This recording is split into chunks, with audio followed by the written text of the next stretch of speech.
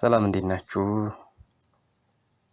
እስኪ ዛሬ ደግሞ ሙያዎችን ያሉትን ሙያዎች የተወሰኑትን እናያቸዋለን።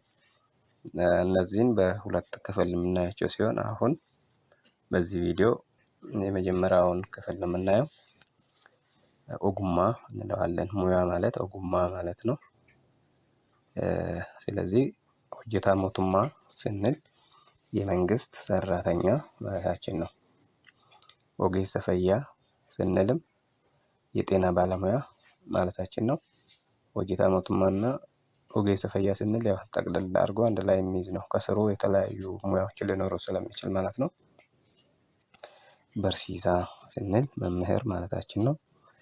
በርሲስቱ ስንል ደግሞ መምህርት። በርሲሳ ማለት ለወንድ ነው።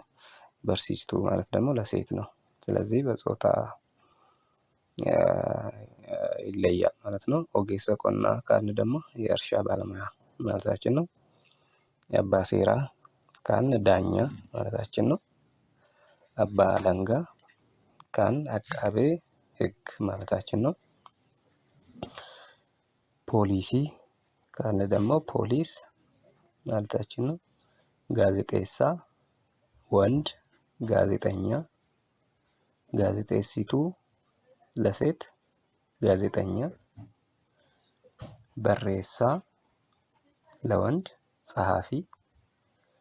በሬሲቱ ለሴት ጸሐፊ።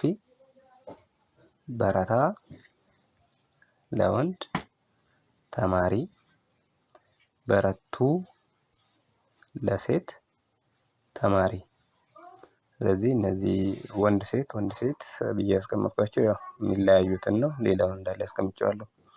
ይሄ በክፍል 1 የምናየው ነው። ክፍል 2 እንዲደርሳችሁ ላይክ፣ ፎሎ፣ ሼር ማድረግ አትርሱ። ስላዳመጣችሁኝ በጣም አመሰግናለሁ። ቀጣይ ክፍል በፓርት 2 እንቀጥላለን ማለት ነው።